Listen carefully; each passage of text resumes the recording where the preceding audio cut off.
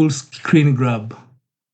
And then we kept talking and improving, and until I asked it, why is it that you're not giving me a get ready, or we are recording, or we are live now? Because it was initially only telling me that it is starting the countdown. So basically, you can improve Claude code and how you work with it the way you want. And now I'm going to show you the before and the after videos that I recorded. Uh, Here on your left screen is the before, the video I recorded before. And then I worked with Claude to improve it, like improving the size, my size as a person, as well as removing the caption from my face. On the right, you can see the after when Claude skill had just improved itself and ready to record me.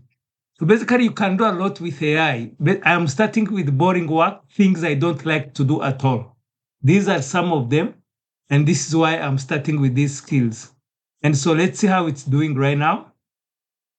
I think it's still recording until it shows me the output. I had asked it to record for 1 hour and 5 seconds.